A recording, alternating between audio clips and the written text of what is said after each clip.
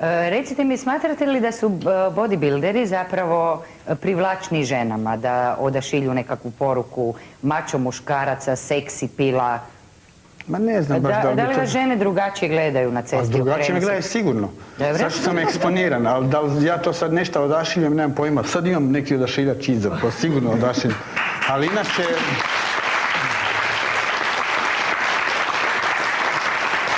Nisam siguran u to, ali mislim ovako ja gledam na to.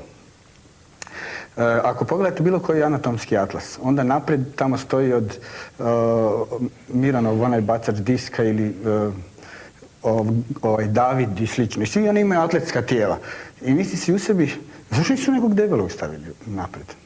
Da, ali recimo Michelangelo je sliko uglavnom onako punašne, celulitne. Ne, ali bili su to grčki kipovi koji su baš bili odisali mišićavošću.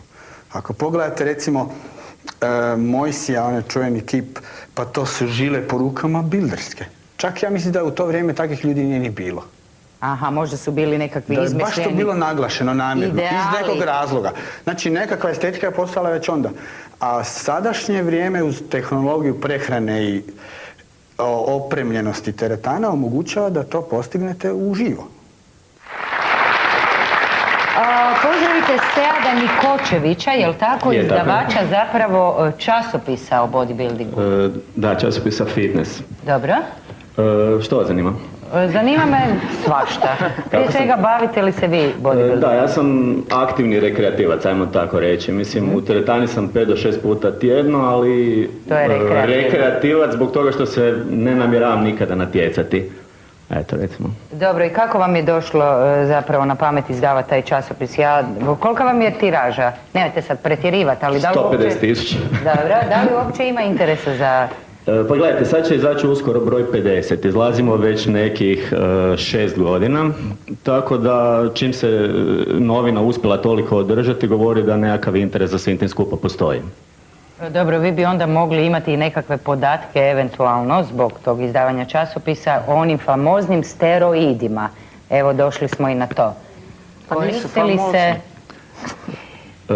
Pa koliko ja znam, ne.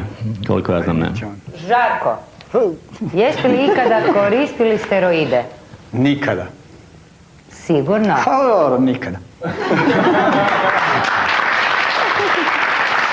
Čuo sam za njih. Mi smo se dogovorili u emisiji samo iskreno preformulirati pitanje. Pa da. Jeste li kad koristili steroide? Ne. Ne, dobro. Što mislite o njihovoj upotrebi? Mislim da je to jedna pošast koja postoji u svakom sportu i da se treba boriti protiv nje, što će biti teško jer je to jedna ilegala. I ako pogledate bilo koje vrhunsko takmičenje, bilo kojeg sporta, uvijek ćete naći na jedan skandal koji je vezan uz steroide. Da li je to biciklistička utrka, da li je to plivanje, da sad ne nabrajam, ne bi nikog volio imenovat, baš zato što često imenuju bodybuildere. A reću vam zašto često imenuju bodybuildere? Zato jer su bodybuilderi eksponirani. Pa kad vidite nekog na ulici ko se bavi s tim, recimo da je još k tome i takmičar, onda je on eksponiran samim izgledom. I onda kod ljudi automatski izaziva reakciju, vidi, ovo nije normalno, 100% nešto uzima. Ali kad čovjek trči na 100 metara ispod 10 sekundi, onda je to normalno. Brz je. Ja tako. Onda ne kužite kako je to u stvari jako nenormalno, samo što taj čovjek izgleda obično, pa onda je to normalno. Ili kad vidite da čovjek vozi, ne znam, 24 etape ili koliko već sadrži Tour de France, svaki dan, a nijedna nije ispod 180 km, pa uzbrdo, nizbrdo, čuda. Pa to ne da nije normalno, to je abnormalno.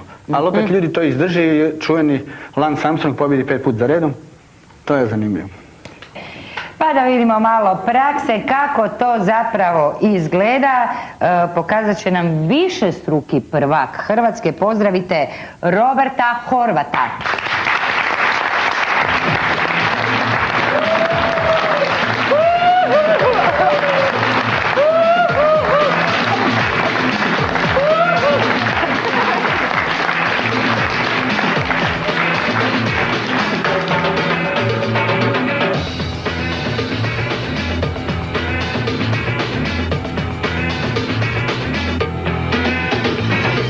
Less conversation, a little more action. action in me. A little more fat, a little less fun, a little less fat, a little more fun. Close your mouth and open up your heart and baby satisfy me. Satisfy me, baby. Malo mjesta, Roberte, dobro nam došao. Prije svega čestitke Hvala lijepo. na osvojenim ovoga nagradama i želimo puno sreće na sljedećem prvenstvu. Hvala. I jedno pitanje koje moram pitati, evo cijelo vrijeme kad su mi tu ovako obučeni ovi lijepi bodybuilderi, mi je nekako bilo van glave, ali vas vidim savršeno glatkog. To je samo šminka. Bodybuilderi se zapravo depiliraju. Da, Molim vas, kako podnašate to? vrlo jednostavno. Krema, namaže se i nema više. Kremom, nije ono vrući vosak Ma i... kakvi. A ima nas To koji je nismo zastarjelo. dlakavi. Pardon, Žarko, Ima nas koji nismo dlakavi. prirodno. Pa da. Dobro, je li se neko depilira vrućim voskom? Recimo, to me zanima jer to je nama ženama izuzetno Ma ne. drago.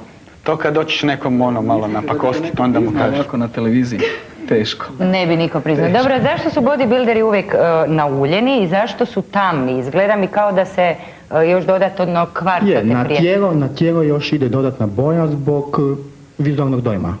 Aha. Svjetlosti, sjene, onda to puno ljepše Da izgleda. pojačava nekakav kontrast mišića. Naravno. Da se istakne, da se Da ta se cijela istakne. figura istakne, odnosno i svjetla su ta koja su perena na vas jaka. Uostalom i na televiziji ovi svi stavljaju kilu, dvije pudra, ne znam, stavljaju neko manje više, ne toniraju se, samo zato da bi to prirodno izgledalo zbog kontrasta sjene i svjetla. Jasno.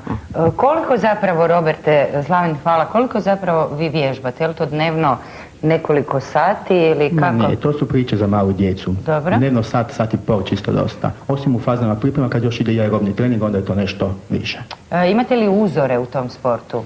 Pa kao svi klinci Arnold Schwarzenegger, ne? Hajmo djevojke. Sad će biti Vas tri. Vas tri.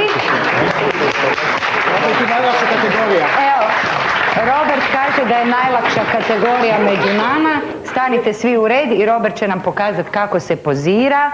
Tako. Hoćemo običan relax, to je... Rex. Relax. Izbacite poprsija. Ko je poprsije? Gospođe, jeste spremne? Ajmo, izbacite prsa van, trbuh unutra, ajmo, djevojke. Hvala Robertu, a vi ako imate priču, dođite nam i gledajte nas opet. Hvala lijepo.